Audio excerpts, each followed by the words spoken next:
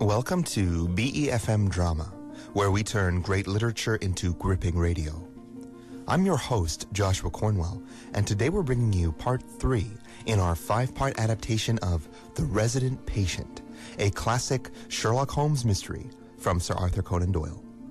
The great detective Sherlock Holmes and his friend and chronicler, Dr. Watson, have been approached in their home at Baker Street by a young doctor named Percy Trevelyan, a man with a very strange story to tell.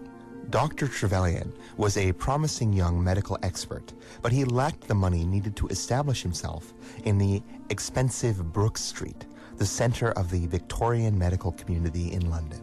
Trevelyan's problems were solved when he was approached by a mysterious gentleman named Blessington, who arranged to provide the doctor with a medical practice in exchange for 3/4 of his profits and permanent access to him as a resident patient, a common practice at the time. All went well, and the doctor prospered, until a sudden change came over Mr. Blessington. Reading a newspaper one morning, the man became suddenly deeply upset and has been a nervous wreck ever since. Compounding this strangeness, Dr. Trevelyan was recently approached by a pair of Russians, a nobleman and his son, who disappeared in the middle of a consultation after the nobleman suffered from a kind of seizure. As we rejoin the story, Dr. Trevelyan explains what happened next after his mysterious Russian guests abruptly disappeared from his office.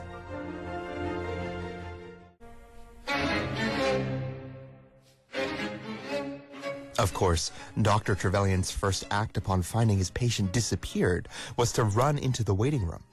The son had also gone. The hall door had been closed but not shut. The servant who admits patients was a new boy and by no means quick-witted. He usually waited downstairs and ran up to show the patients out when Trevelyan rang the consulting room bell. He had heard nothing, and the disappearance remained a complete mystery. Mr. Blessington came in from his walk shortly afterwards, but Trevelyan did not say anything to him on the subject. He rarely spoke to him at all, in fact, for he had gotten into the habit of speaking to him as little as possible in his current excitable state of mind. Trevelyan thought that he would never see or hear anything of the Russian nobleman and his son again, so you can imagine his amazement when they both came marching back into his consulting room, just as they had done before.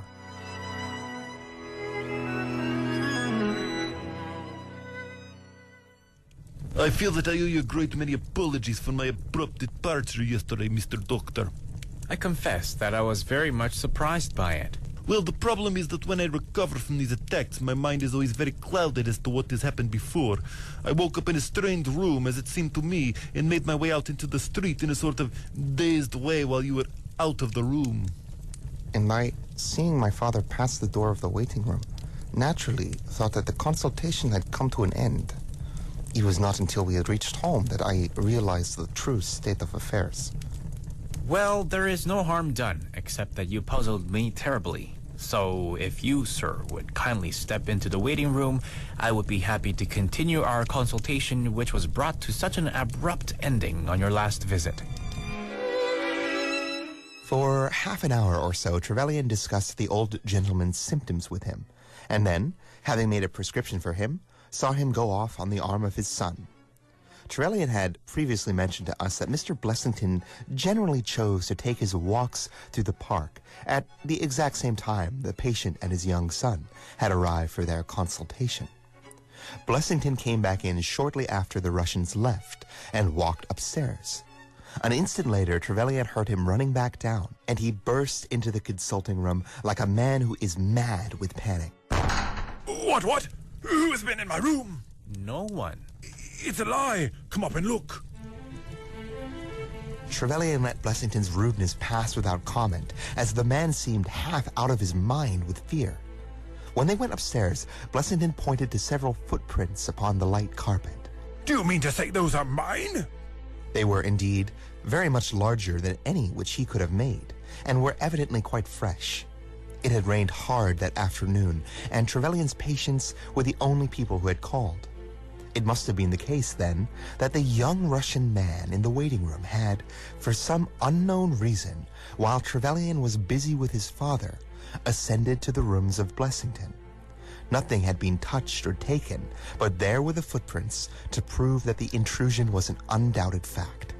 Mr. Blessington seemed more excited over the matter than Trevelyan should have thought possible, though of course such an intrusion was enough to disturb anybody's peace of mind. Blessington actually sat crying in an armchair, and Trevelyan could hardly get him to speak coherently. It was actually Blessington who had eventually made the suggestion that Trevelyan come round for the advice of Sherlock Holmes, and of course the doctor at once saw the good sense in the idea, for the incident was a very strange one, even if Blessington appeared to completely overrate its importance. Dr. Trevelyan sighed as he came at last to the end of his story.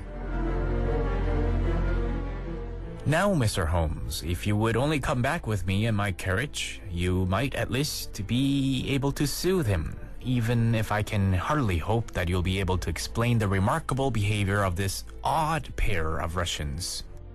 Sherlock Holmes had listened to the long narrative with an intentness which showed me that his interest was keenly aroused. His face was as impassive as ever, but his lids had drooped more heavily over his eyes, and his smoke had curled up more thickly from his pipe to emphasize each curious detail in the doctor's tale. As our visitor concluded, Holmes sprang up without a word, handed me my hat, picked his own up from the table, and followed Dr. Trevelyan to the door. Within a quarter of an hour, we had been dropped at the door of the physician's residence in Brook Street, one of those somber, flat-faced houses which one associates with a West End medical practice. A small servant boy admitted us, and we began at once to ascend the broad, well-carpeted stair. But a bizarre interruption suddenly brought us to a standstill. The light at the top was suddenly blown out, and from the darkness came a reedy, quivering voice. I have a pistol. I give you my word that I'll fire if you come nearer. This really grows outrageous, Mr. Blessington. The voice at the top of the stairs drew in a ragged sigh of relief. Oh, it is you, Doctor. But those other gentlemen, are they what they pretend to be? We were conscious of a long scrutiny out of the darkness. Yes, it's all right. You can come up, and I'm sorry if my precautions have annoyed you. He relit the stair gas lamp as he spoke, and we saw before us an odd-looking man, whose appearance, as well as his voice, testified to his jangled nerves. He was very fat, but had apparently at some time been much fatter, so that the skin hung around his face in loose pouches, like the cheeks of a bloodhound. He was of a sickly color, and his thin, sandy hair seemed to bristle up with the intensity of his emotion. In his hand he held a pistol, but he thrust it into his pocket as we advanced. Good evening, Mr. Holmes. I am sure I am very much obliged to you for coming round. No one ever needed your advice more than I do. I suppose that Dr. Trevelyan has told you of this most unforgivable intrusion into my rooms. Quite so. Who are these two men, Mr. Blessington, and why do they wish to harass you? Well, of course, it is hard to say that. You can hardly expect me to answer that, Mr. Holmes. Do you mean that you don't know? Come in here, if you please. Just have the kindness to step in here. He led the way into his bedroom, which was large and comfortably furnished, and pointed to a big black box at the end of his bed.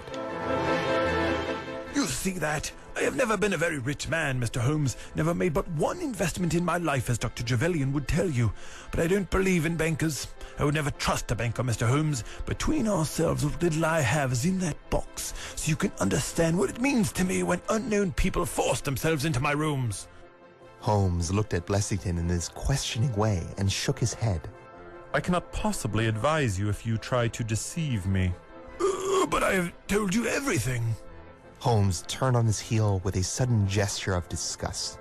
Good night, Dr. Trevelyan. And no advice for me? My advice to you, sir, is to speak the truth.